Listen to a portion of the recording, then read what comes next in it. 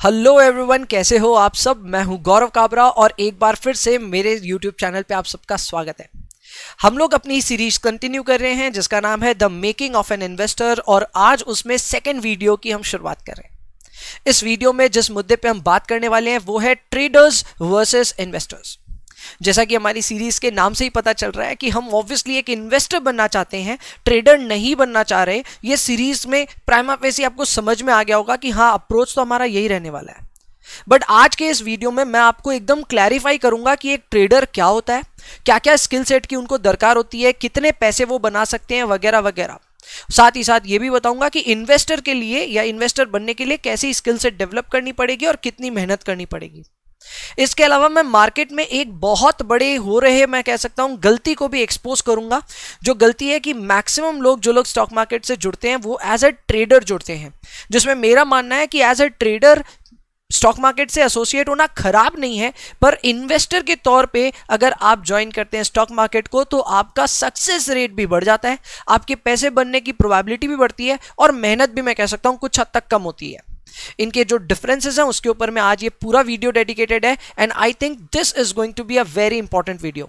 तो एकदम दिल थाम के बैठिएगा, हमेशा की तरह सॉलिड नॉलेज पे हमारा ध्यान होगा और एक एक करके हम सारे कॉन्सेप्ट्स को यहाँ पे डील करेंगे। चलो शुरू करते हैं हम लोग आज के इस वीडियो को and let's just straight get away with our first slide, जो कि है trader versus investor. Talking of trader versus investor, तो इसमें सबसे पहले मैं आपके ऊपर ही एक क्वेश्चन छोड़ रहा हूं। ये क्वेश्चन यहाँ पे आपको स्क्रीन पे दिख रहा है कि दो तरह के यहाँ पे इन्वेस्टर्स हैं। एक बहुत ही जोरदार जोश में एक आदमी दिख रहे हैं जिनका बुलजाई लगा है। ये कैसे हैं इन्वेस्टर या कैसे एक पार्टिसिपेंट है उसके बारे में मैं थोड़ी जानकारी दूंगा, फिर आपको बताना है कि वो कौन है। जैसे कि ये एक शॉर्ट टर्म अपॉर्चुनिस्ट है और ये बहुत जल्दी जल्दी एक्ट करते हैं, काफ़ी फास्टली और फ्रीक्वेंटली, यानी कि काफ़ी सारे ये ट्रेड्स वगैरह करते हैं। इनके पोर्टफोलियो टर्नओवर हाई है, यानी कि लेवा बेची काफ़ी ज़्यादा करते हैं। ठीक है, तो इनका लेवा बेची का जो हिसाब किताब है वो भी काफ़ी हाई रहता है। तो मेरा क्वेश्चन है, ये कौन है? इन्हीं के कंपेरिजन अगर हम दूसरे बंदे को देखें तो ये देखने से ऐसा लग रहा है कि well read, well researched, well calculated एक पार्टिसिपेंट है। लॉन्ग टर्म इनका परसेप्शन है, काफ़ी काम और काफ़ी पेशेंट नज़र आ रहे हैं फोटो में भी वैसे। और इनके पोर्टफोलियो का जो टर्नओवर है वो लो होता है, यानी कि ये शेयरों में लेवा बेची ज़्यादा नहीं करते। लेते हैं तो थमते हैं और बेचते हैं तो निकल ही जाते हैं, बार बार लेवा बेची नहीं करते। तो ऑब्वियसली बात आपको समझ में आ भी गया होगा इन दोनों को देख करके ही कि कौन कौन सा रोल प्ले कर रहे हैं। और मैं आपके सामने रख देता हूं कि हमारे जो लेफ्ट हैंड साइड वाले हैं वो हैं एक इन्वेस्टर, यानी कि एक इन्वेस्टर बनने के लिए आपको भी क्या क्या चीज़ें यहाँ पे चाहिए या कौन कौन सी क्वालिटीज़ चाहिए वो धीरे धीरे नोट करना शुरू कीजिए। कहीं कॉपी पेन लेके नहीं रखना है, बट दिमाग में नोट ज़रूर कीजिए। पहली रिक्वायरमेंट जो है वो है लॉन्ग टर्म परसेप्शन की, साथ साथ में आपको काम और बहुत ही पेशेंट होना पड़ेगा और आपको पोर्टफोलियो में ज़्यादा लेवा बेची बार बार करने की दरकार नहीं है। वहीं पे उसको एक ट्रेडर से मैं अगर कंपेयर करूं तो एक ट्रेडर काफ़ी ज़्यादा शॉर्ट टर्म अपॉर्चुनिस्ट होते हैं, यानी कि शॉर्ट टर्म में कई सारे इवेंट्स और न्यूज़ वगैरह पे ये ट्रेड्स करते रहते हैं। काफ़ी जल्दी इनको एक्ट करना होता है, क्विक डिसीजन मेकिंग करनी होती है, फ्रीक्वेंटली ट्रेड करते हैं, यानी कि काफ़ी सारे ट्रेड्स और काफ़ी जल्दी जल्दी में करते हैं। एंड आफ्टर ऑल इनका पोर्टफोलियो टर्नओवर उसी कारण से हाई होता है। तो ये है एक basic differentiation between trader and investor. अब चलिए जानने की चेष्टा करते हैं कि ट्रेडर बनने के लिए किन किन क्वालिटीज की जरूरत है या फिर ट्रेडर इन स्पेसिफिक क्या क्या काम करते हैं। सो एक एक करके सारी चीज कवर करते हैं। तो अगर आपको एक ट्रेडर बनना है तो ट्रेडर बनने के लिए सबसे पहले आपको आनी चाहिए टेक्निकल एनालिसिस। बहुत ही सिंपल वर्ड्स में अगर मैं समझाऊं तो टेक्निकल एनालिसिस का मतलब हो गया स्टॉक चार्ट्स पढ़ पाना। अगर आप किसी स्टॉक के चार्ट को ढंग से पढ़ पा रहे हो, उसकी moving averages, channels, resistance, support वगैरह, बहुत बड़ी दुनिया है ये, अगर उसके बारे में आपको बहुत ही एक्सीलेंट स्किल्स हैं तो फिर आप एक ट्रेडर बनने का सोचेगा। इस पर हम और डिटेल में कवर करेंगे जब हम एक इन्वेस्टर की बात करेंगे, लेकिन अभी के लिए बस इतना समझिए कि अगर आपको एक ट्रेडर बनना है तो आपके अंदर chart reading skills and chart exploiting skills बहुत ज़्यादा जरूरी है, यानी कि सीधा सीधा कहूँ तो आपको टेक्निकल एनालिसिस आनी चाहिए। यह है रिक्वायरमेंट नंबर 1। रिक्वायरमेंट नंबर 2 ये है कि अगर आप एक ट्रेडर बनोगे तो आपको काफ़ी ज़्यादा एक्टिवली न्यूज़, इवेंट्स वगैरह को फॉलो अप करना होगा, बिकॉज मैक्सिमम केसेस में जो वॉल्यूम्स आते हैं, जो स्टॉक में प्राइस मूवमेंट आती है, वो आती है because of either some news और सम इवेंट। तो ऐसे में रोज मार्केट देखना, रोज मार्केट एक्टिविटीज ऑब्जर्व करना, न्यूज इवेंट्स पे ध्यान रखना, ये सारा एक ट्रेडर का काम है। यानी कि अगर आप एक ट्रेडर बनना चाहते हो तो एक बात तो तय है, आपको अपने कंप्यूटर स्क्रीन पे बैठे रहना होगा एंड 9 बजे से लेकर के या शायद उससे भी पहले लेकर के 3:30 बजे तक तो कम से कम न्यूज अपने स्क्रीन पे बैठना ही होगा। एंड आई एम श्योर आप ऐसे कई लोगों को जानते हो जो ऐसे स्क्रीन पे बैठे रहते हैं और अक्सर बात करते रहते हैं, सौदे काट रहे हैं, ये कर रहे हैं, वो कर रहे हैं। वो लोग ट्रेडर्स हैं जो लोग मार्केट में बहुत ही ज्यादा फ्रिक्वेंटली ट्रेड करते हैं। एक ही मौके पे एक शेयर को खरीदेंगे, 5 मिनट बाद उनका मन आएगा तो बेच के निकल जाएंगे। ये ट्रेडर्स होते हैं, मैं इनको डिमीन नहीं कर रहा, ट्रेडर्स का भी अपना एक अलग अंदाज होता है, बट उसके ऊपर में आएंगे हम थोड़ी सी देर में। नेक्स्ट है टेक्स एक्शंस वेरी क्विकली। देखो एक इन्वेस्टर की अगर मैं बात करूं तो वो बड़ा काम होता है, बड़ा पेशेंट होता है, उसको ज्यादा सोचना नहीं है या एकदम हड़बड़ नहीं मचाना। उसको कंपनी को सुकून से इवैल्यूएट करना होता है, उसको लगता है करना है इन्वेस्ट तो वो करता है। पर ट्रेडर को इतना समय नहीं मिलता। ट्रेडर के लिए जो अपॉर्चुनिटीज आती हैं वो बहुत कम देर के लिए उनके पास अवेलेबल रहती हैं। So if they have to act very quickly. Basically आप इसको ऐसा समझ सकते हो कि एक ट्रेडर एक रेस में दौड़ रहा है और बहुत सारे और भी लोग हैं जो उस रेस में उसके पार्ट ले रहे हैं, तो उसको रेस में नॉन स्टॉप तेज भागना पड़ेगा ताकि वो रेस जीते। वहीं पे इन्वेस्टर एक मैराथन दौड़ रहा है। मैराथन दौड़ने के लिए तेजी ही सब कुछ नहीं है, आपका दिमाग और आपकी स्ट्रैटेजी भी बहुत मैटर करती है, because it's a very long race. तो उस केस में थोड़ा अलग अंदाज चाहिए। नेक्स्ट अप है small and definite price target. ये एक इंटरेस्टिंग पॉइंट है। अक्सर ट्रेडर्स जब भी कोई स्टॉक में इन्वेस्टमेंट करते हैं या फिर ट्रेड करते हैं, basically investment is a wrong word, तो ट्रेड करते वक्त उनको पहले से पता रहता है कि उनका स्टॉप लॉस क्या होगा। यानी कि मान लीजिए 100 पे खरीदा तो उनको 98 के नीचे जाते ही बेचना है अपने शेयर को, उनको पहले से पता रहता है। उनको ये भी पता रहता है कि 103 रुपये हो गया तो मेरे को प्रॉफिट भी बुक करना है। ये लोग बहुत ही छोटे मार्जिन के लिए काम करते हैं और साथ ही साथ इनका काफी ज्यादा डेफिनेट टारगेट होता है। यानी कि टारगेट्स इनको पहले से पता रहते हैं कि अगर ये टारगेट आया तो अपने को अपना ट्रेड काटना है। ये इनकी खास बात है। इसके अलावा ये लोग शॉर्ट पोजीशंस भी ले सकते हैं। अब जिनको पता नहीं शॉर्ट पोजीशंस क्या होता है, उनके लिए एक सिंपल मैं एग्जांपल देता हूं। सपोज करो आपको ऐसा लग रहा है कि कोई पर्टिकुलर स्टॉक है, एग्जांपल के तौर पे HDFC बैंक। आपको लग रहा है कि कोई कारण से कोई ऐसी न्यूज आई है जो कि HDFC बैंक का शेयर प्राइस डेफिनेट गिराएगी। एग्जांपल के तौर पे HDFC के कोई बहुत बड़े क्लाइंट हैं जो कि डिफॉल्ट करने वाले हैं, यानी कि पैसा डूब जाएगा HDFC बैंक का। अगर ऐसा कोई पैसा HDFC बैंक का डूबेगा तो डेफिनेटली उसका रिफ्लेक्शन शेयर मार्केट में आएगा, प्राइस पे भी आएगा। तो ऐसे में आप HDFC बैंक के शेयर को पहले ही बेच दो और बाद में खरीद लेना। एग्जाम्पल के तौर पे अगर कोई शेयर 100 रुपए पे है, आपको लगता है वो नीचे जाएगा, तो आप 100 पे उसको बेच सकते हो और वापस उसको 90 पे खरीद सकते हो। ये हो सकता है स्टॉक मार्केट में। इस तरह के एक्टिविटी को हम कहते हैं शॉर्ट सेलिंग। ठीक है, 100 पे बेचना और बाद में 90 पे खरीदना। यानी कि आमतौर पे हम हमेशा ऐसा करते हैं ना, पहले खरीदते हैं फिर बेचते हैं। शॉर्ट में ये पॉसिबल होता है कि आप पहले बेच दो और बाद में खरीद लो, सब कुछ पॉसिबल है। बट ये जो शॉर्ट सेलिंग वाला फंडा है ये सिर्फ ट्रेडर्स तक ही सीमित रहता है, इन्वेस्टर्स ऐसे काम कभी नहीं करते। Next up is taking positions in derivatives. अब डेरिवेटिव्स का मैं टॉपिक नहीं उठाना चाहता क्योंकि ये थोड़ा सा एडवांस टॉपिक है। बस इतना बता देता हूं कि अपने भी स्टॉक मार्केट में 2 सेगमेंट्स हैं। एक जो अपना इक्विटीज वाला सेगमेंट है वो तो है ही, दूसरा जो सेगमेंट है वो है F&O, यानी कि futures and options. Futures and options की अगर मैं बात करूं तो ये ऐसा सेगमेंट है जो कि इनडायरेक्टली डिपेंडेंट तो स्टॉक प्राइसेस पे ही है, लेकिन ये बहुत ज्यादा रिस्की सेगमेंट है। यहां पे पैसे बनते भी चुटकियों में है और खत्म भी चुटकियों में होते हैं। तो ऐसे में आपको अगर ट्रेडिंग कर रहे हो तो बड़े वॉल्यूम्स खेलने के लिए आप डेरिवेटिव्स में अपनी पोजीशन लेते हो, बट इन्वेस्टर्स आमतौर पे ऐसा नहीं करते। इसलिए ये भी एक डिफरेंशिएटिंग पॉइंट है कि अगर आपको ट्रेडर बनना है तो आपको डेरिवेटिव्स में पोजीशन लेनी ही पड़ेगी। And final is the range bound stocks. ये भी एक इंटरेस्टिंग एनालिसिस है। अगर कुछ स्टॉक्स हैं जो कि एक रेंज में मूव कर रहे हैं, ऐसे कई रहे हैं, जैसे कि ITC है, कोल इंडिया है, SBI है, ये सब कभी बढ़ते नहीं है ये सब शेयर के प्राइसेस। लेकिन इन सब में भी अगर आप देखोगे, इवन टाटा मोटर्स, इन सब में भी अगर आप देखोगे तो इन्वेस्टर्स इसमें पैसा नहीं लगाते, लेकिन ये शेयर्स में फिर भी बहुत वॉल्यूम्स में ट्रेड्स होते हैं हर रोज। ये ट्रेड्स कौन कर रहा है, कौन ले रहा है इन शेयरों को, कौन बेच रहा है इन शेयरों को? तो ये है वो ट्रेडर्स। ट्रेडर्स का काम बहुत सिंपल है। अगर एक स्टॉक है जो कि एक पर्टिकुलर सपोज करो रेंज में मूव कर रहा है, 100 से 120 के बीच में कोई शेयर मूव कर रहा है, तो ट्रेडर क्या करता है, 100 पे खरीदता है, 120 पे बेच के शॉर्ट भी कर देता है। यानी कि बढ़ते वक्त भी फायदा और वापस गिरते वक्त भी फायदा। ऑब्वियसली ये करना भी इतना आसान नहीं है, मैं बहुत ही सिंपल शब्दों में आपको समझाया ट्रेडर क्या करते हैं, बट इनको बड़ा मजा आता है अगर स्टॉक में एक रेंज में भी काम हो रहा है तो भी। एक इन्वेस्टर कभी भी रेंज बाउंड स्टॉक में इन्वेस्ट नहीं करना चाहता, क्योंकि अगर कोई शेयर 3 साल से 100 और 120 के बीच में फंसा हुआ है तो इन्वेस्टर को वहां पे कभी भी लंबे पैसे बनाने की अपॉर्चुनिटी नहीं है। वहीं पे ट्रेडर्स को इसमें बड़ा मजा आता है, क्योंकि उस रेंज में they can easily take their calls and make money. तो ये सब कुछ एनालिसिस है जो बेसिकली एक ट्रेडर करते हैं, और ये सब काम एक ट्रेडर करते हैं, ठीक है। नेक्स्ट आते हैं इन्वेस्टर्स। इन्वेस्टर्स को पहला तो आप देखिए इनकी शक्ल, ठीक है, दिख नहीं रही वैसे, लेकिन देखिए इनकी शक्ल, ये काफी वेल रेड है, काफी वेल रिसर्च्ड है, और इनका काम है कि सुकून से अपने को काम करना, अपने को कुछ भी हड़बड़ नहीं मचानी।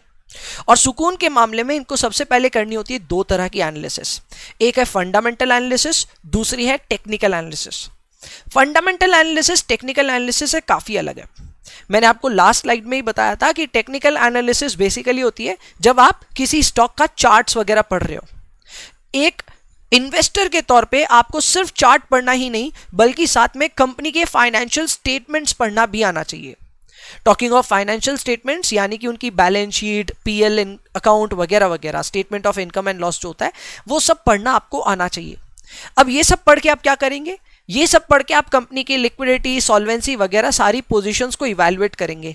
ये इवैल्यूएट करेंगे कि कंपनी की ग्रोथ पोटेंशियल क्या है, उसके बेसिस पे आप कंपनी को वैल्यू करेंगे। अगर आपको लगता है कि कंपनी वैल्यूएशन के हिसाब से सस्ती है तो फिर आप उस कंपनी में इन्वेस्ट करोगे। ये सब काम करने के लिए बहुत ही धुरंधर रिसर्च करनी पड़ती है, बहुत ज्यादा मेहनत करनी पड़ती है, खास करके एनुअल रिपोर्ट्स को डिग इन करके पढ़ना पड़ता है। एक इन्वेस्टर के पास इतना समय है कि वो आराम से इन सारी रिपोर्ट्स को पढ़ के अपना मन बना सकता है। जहां तक बात है इनकी टेक्निकल एनालिसिस वाले पार्ट की, तो इनको जरूर टेक्निकल एनालिसिस की जरूरत तो है, बट बहुत बेसिक लेवल। इनको कोई बहुत ज्यादा hifi level of technical analysis जानने की दरकार नहीं है।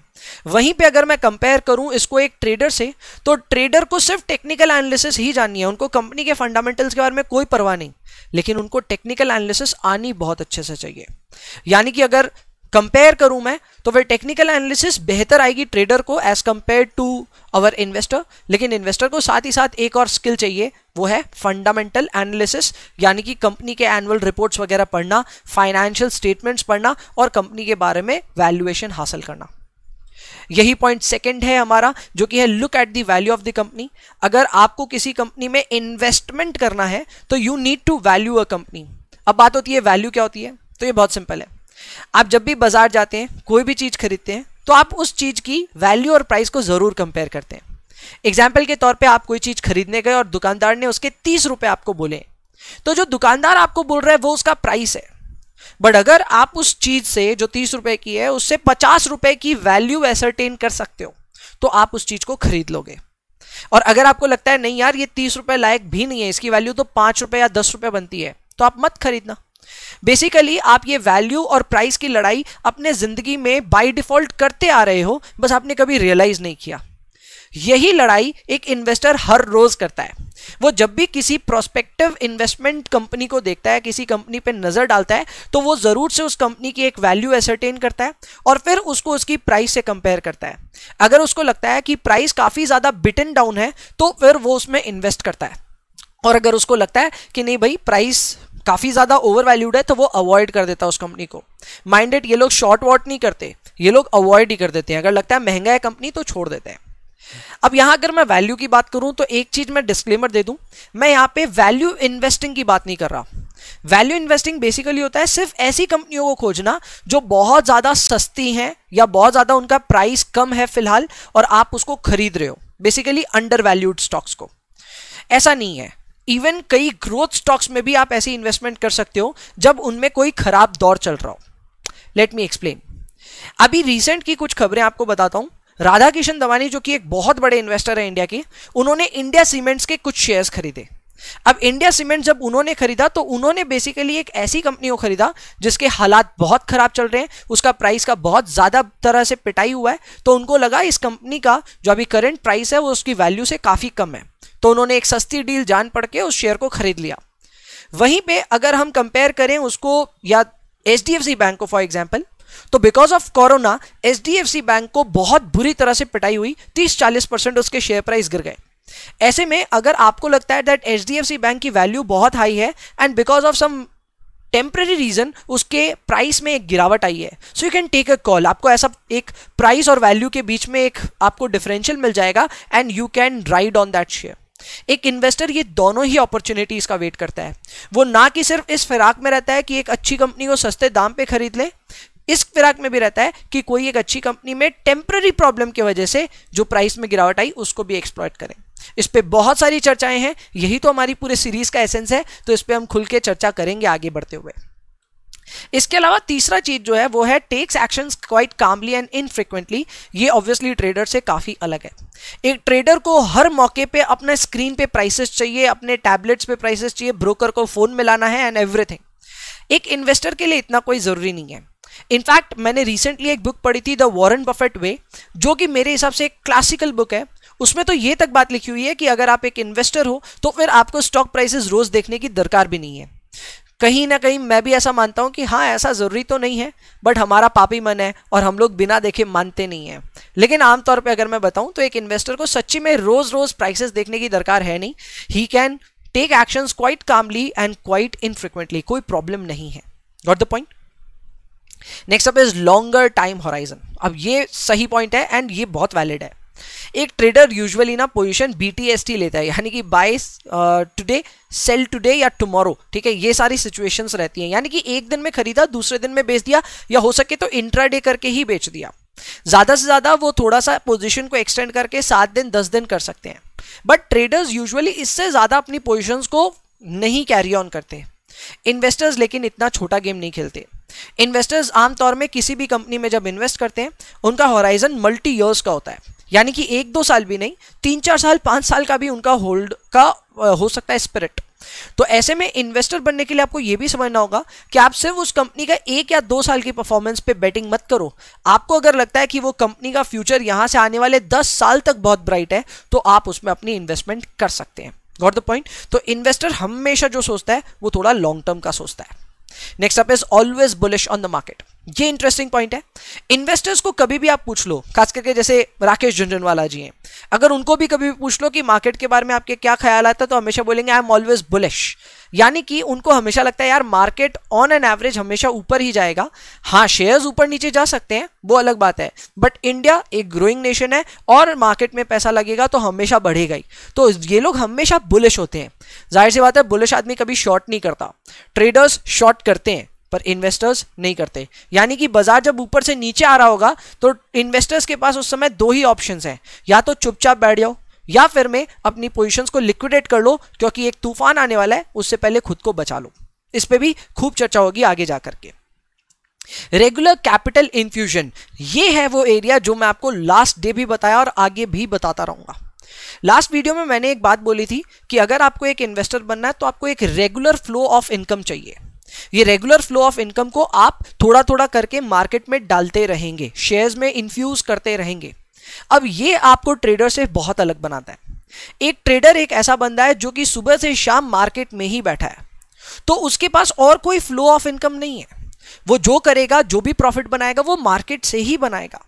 That means whatever he makes from the market he will invest that या he will trade from that. वहीं पे जो इन्वेस्टर होता है वो एक्चुअल में कहीं और से इनकम कमा रहा है, वो सिर्फ मार्केट में उसको इन्फ्यूज कर रहा है।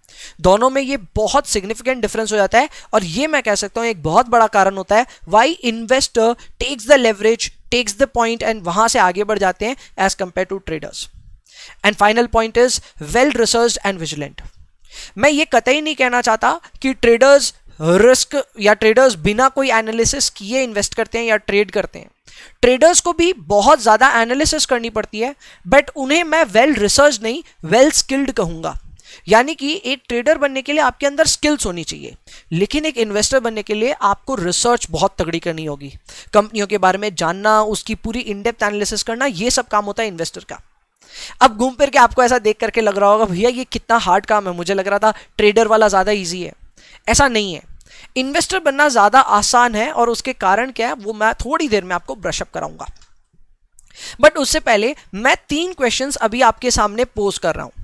ये क्वेश्चंस अभी का अभी दूध का दूध और पानी का पानी कर देंगे कि अभी जो आपका स्टेट ऑफ माइंड है उसके अनुसार आप एक इन्वेस्टर की तरह सोच रहे हो या फिर एक ट्रेडर की तरह। देखो, मेरे को कोई प्रॉब्लम नहीं है कि आप ट्रेडर की तरह सोचो, कि एक इन्वेस्टर की तरह सोचो, बट मैंने अपना पॉइंट पहले से क्लियर किया हुआ है कि इस सीरीज में हम फोकस कर रहे हैं कि हमको बनना है एक ट्रेडर, हमको बनना है एक इन्वेस्टर, ट्रेडर नहीं बनना है। क्यों नहीं बनना उसके कारण मैं आपको बताऊंगा, बट उससे पहले आपको एक बार चेक करना है कि आपका दिमाग फिलहाल एक ट्रेडर की तरह सोच रहा है कि इन्वेस्टर की तरह। तो पहला सिनेरियो मैं आपके सामने रख रहा हूं, जो कि है कि सपोज करो आपने किसी स्टॉक में अपना पैसा डाला, ठीक है, एंड अब क्वेश्चन ये है कि आप कितने दफा उस शेयर प्राइस को चेक करोगे अपने मनी कंट्रोल ऐप में या फिर टिकर टेप पे, जहां पे भी आप उसे चेक करोगे, कितने बार या कितनी फ्रीक्वेंसी में आप उस शेयर का प्राइस चेक करोगे। ऑप्शंस आपके सामने 4 हैं भैया। हर दिन में कम से कम एक बार करेंगे, या वीक में एक बार करेंगे, या मंथ में एक बार, या फिर साल में एक बार। 4 ऑप्शंस हैं। आपने एक शेयर में इन्वेस्टमेंट किया, अब बताइए कि वो इन्वेस्टमेंट के अनुसार आप कब कब उसका प्राइस चेक करोगे, दिन में एक बार, हफ्ते में एक बार, महीने में एक बार, कि साल में एक बार। आई होप आपने अपना जवाब सोच लिया है। मैं अब आपको बताता हूं कि कौन से जवाब पे आप किस तरह के पार्टिसिपेंट बनोगे। तो पहला ऑप्शन जो अपने सामने है वो है ए एंड बी, जो कि है once per day and once per week. अगर आप वंस पर डे या वंस पर वीक सोच रहे थे, देन पॉसिबली आप एक ट्रेडर ही हो, क्योंकि आपकी सोच थोड़ी शॉर्ट टर्म होराइजन वाली है। और अगर आप इतना फ्रीक्वेंटली अपने शेयर प्राइसेस चेक कर रहे हो, देन पॉसिबली आप एक ट्रेडर की तरह काम कर रहे हो, जिसको फर्क पड़ता है शेयर प्राइस की शॉर्ट टर्म फ्लक्चुएशन से। एक इन्वेस्टर को शॉर्ट टर्म फ्लक्चुएशन से कोई फर्क नहीं पड़ता।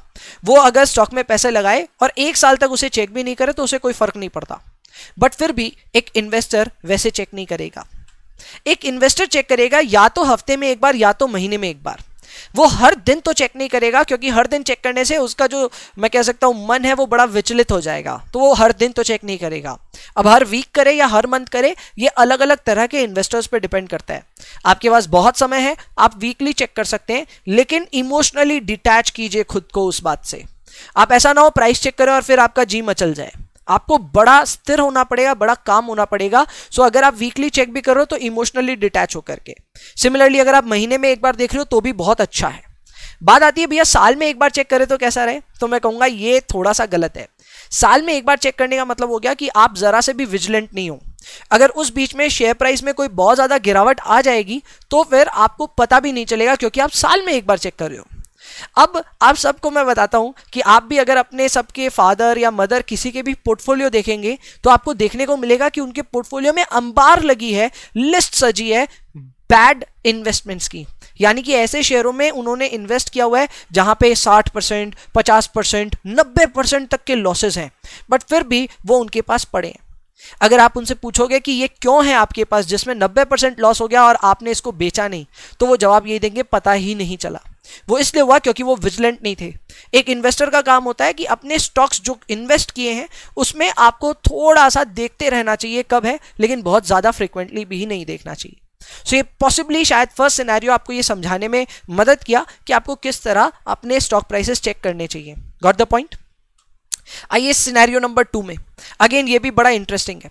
सपोज कीजिए आपने एक स्टॉक में इन्वेस्टमेंट किया, एंड आपने स्टॉक में जब इन्वेस्टमेंट किया तब आपका कोई ऐसा स्पेसिफिक टारगेट नहीं था, ना ही आपको ऐसा लग रहा था कि कंपनी खराब करेगी। इनफैक्ट आपको लग रहा था कंपनी बहुत बेहतर करेगी। आपने सोचा था कि अगर कुछ साल भी रखना पड़ेगा तो हम रख लेंगे, फेयरली लार्ज आपका टाइम होराइजन था। अब ऐसे में अगर स्टॉक प्राइस एक दनादन 50% बढ़ गया और वो भी सिर्फ 20 दिन में, तो मेरा क्वेश्चन आपसे यह है कि आप करोगे क्या? मैं फिर क्वेश्चन रिपीट कर दूं। आपने एक शेयर में इन्वेस्टमेंट की और इन्वेस्टमेंट करने के टाइम पे आपको लगा कि ये कंपनी अच्छी है, अच्छा करेगी आगे, तो फिर आपने इतना लॉन्ग टर्म होराइजन होने के बावजूद भी अगर 50% बढ़ गया शेयर सिर्फ 20 दिन में, तो आप करोगे क्या? मेरे को ये बताओ। आपके ऑप्शन है 2, या तो आप होल्ड करोगे यानी कि आप बैठे रहोगे, ठीक है अपने हो क्या, या फिर आप इस 50% को हजम कर जाओगे यानी कि प्रॉफिट्स को बुक कर लोगे।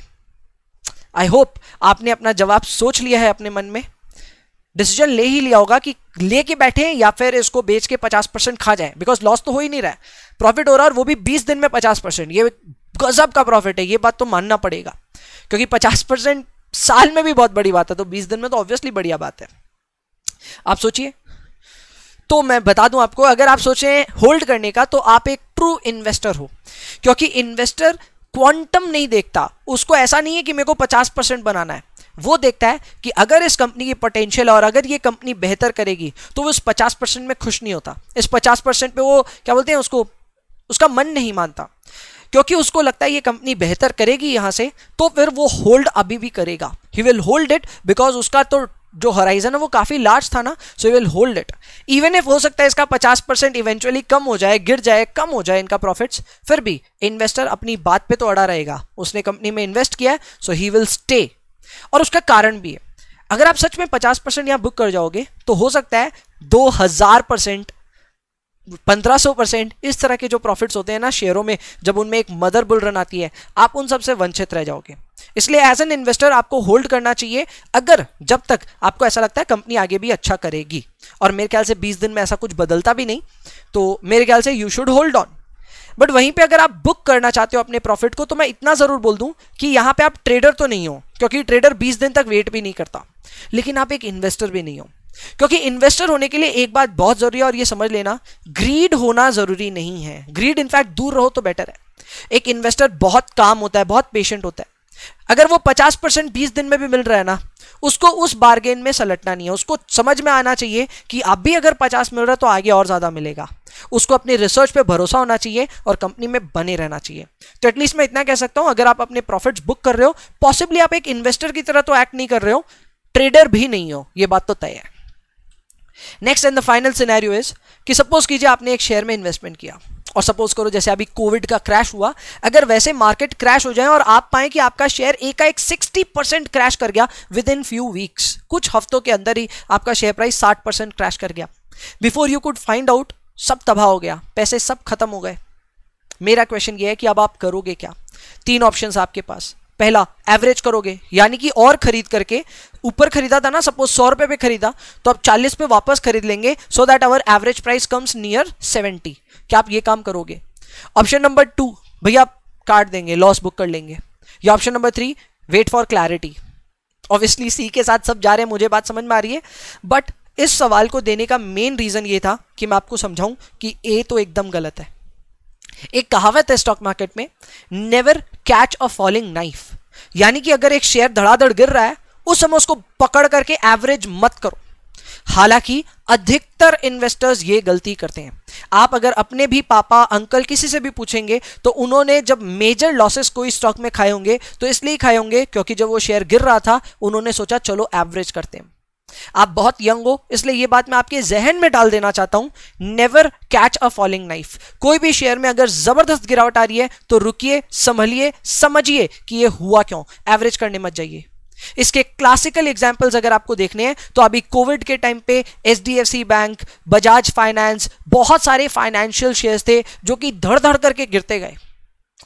तो ऐसे गिरावट के टाइम पे अगर कोई हर मौके पे खरीदता जा रहा था तो उसको उल्टा नुकसान ज्यादा हुआ, तो वो नहीं करना है, ये एक लेसन सीख लीजिए।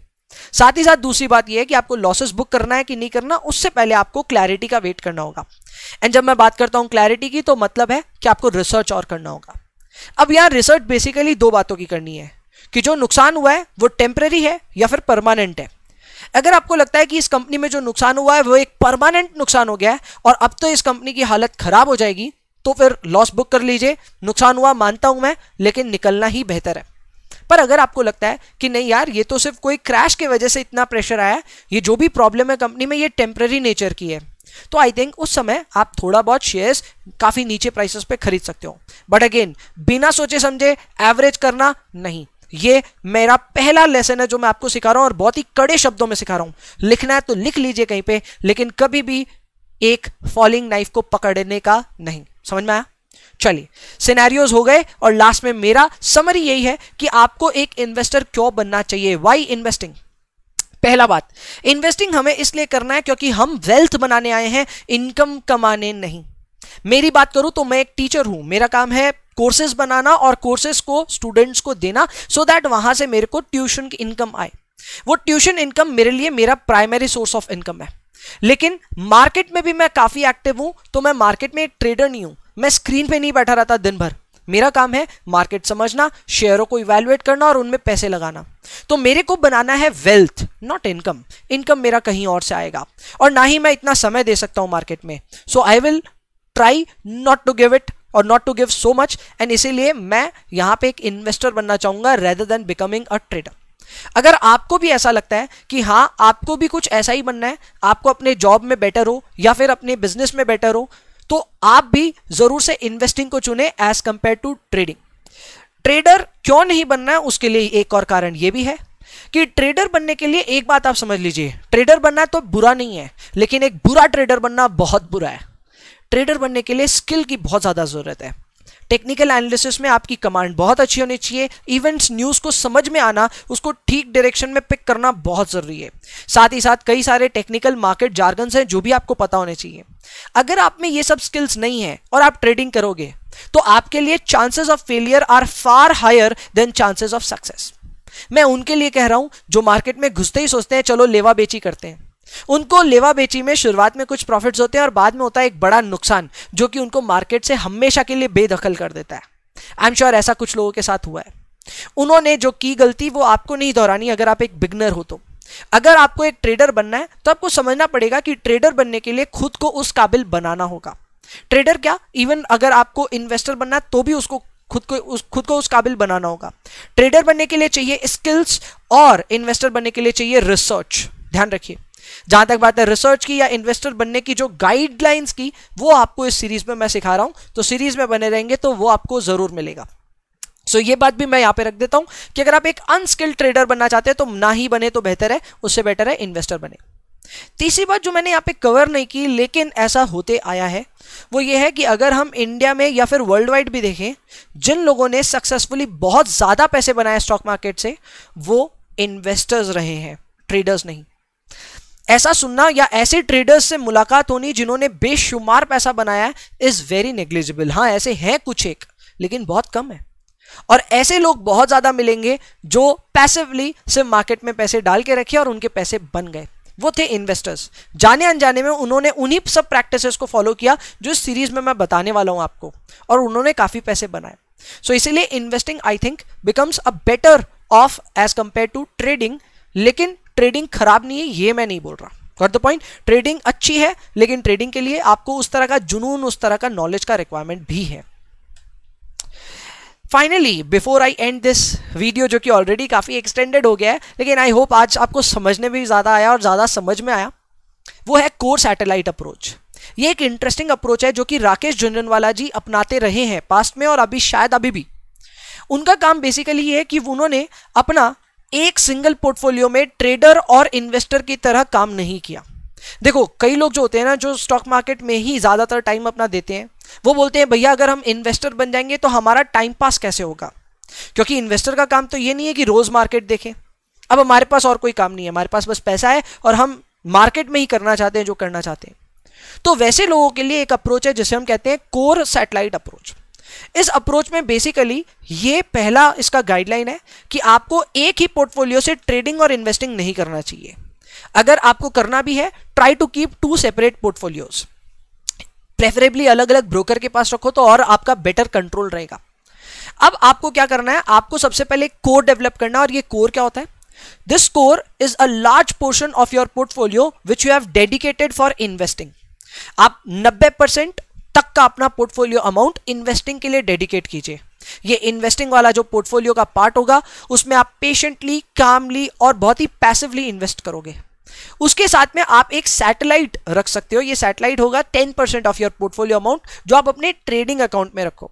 इस ट्रेडिंग अकाउंट से अगर आप अपना मन बहलाने के लिए लेवा बेची करना चाहते हैं तो करिए, but never ever mix trading with investing. ये बात समझ लीजिए। ये कॉन्सेप्ट्स आमतौर पे आपको कोई नहीं सिखाता, लेकिन जस्ट बिकॉज हमारे करिकुलम में आता है, सीएफए में इन सब चीजों के बारे में बहुत बातें होती है, I thought of bringing this up to a beginner. अगर आप एक बिगनर हो और ये नई चीज आपने सीखी है तो डेफिनेटली मुझे कमेंट बॉक्स में जरूर बताना कि हाँ ये नई बात आपने सीखी कि नहीं। साथ ही साथ इस पूरे वीडियो में अगर आपने कुछ भी नई बात सीखी तो जरूर से मुझे बताना। So that's it. आज का वीडियो हमारा इतना ही रहा। आई एम श्योर कि वीडियो थोड़ा एक्सटेंडेड जरूर आपको लग रहा है, बट आपको ये वीडियो अच्छा लगा होगा। वीडियो अच्छा लगने पे डेफिनेटली इस वीडियो के लिए तो लाइक बनता है। कमेंट में भी मुझे बताएं आपको ये कैसा लगा, और शेयर कर दीजिए जहां जहां आपको लगता है कि आज की इस क्लास की दरकार है किसी को, आज की इस वीडियो की दरकार है किसी को, सबके साथ शेयर कीजिए। साथ ही साथ डिस्क्रिप्शन में आपको इस पूरे के पूरे प्लेलिस्ट की लिंक मिलेगी, वहां से आप जरूर से प्लेलिस्ट का भी आनंद उठा सकते हैं। So with that being said, I am signing off for today. मिलते हैं अगले वीडियो में, जो कि होगा अपना video number 3, and that will be on how to start investing. Got the point? Investing start कैसे करें, अब हम अपने बेबी स्टेप्स लेना शुरू करेंगे। सो थर्ड वीडियो में मिलते हैं, जो कि आने वाला है 24 जून को। तब तक के लिए ध्यान रखें खुद का, सेहत का ख्याल रखें और तरक्की करते रहें। सी यू देन, बाय बाय।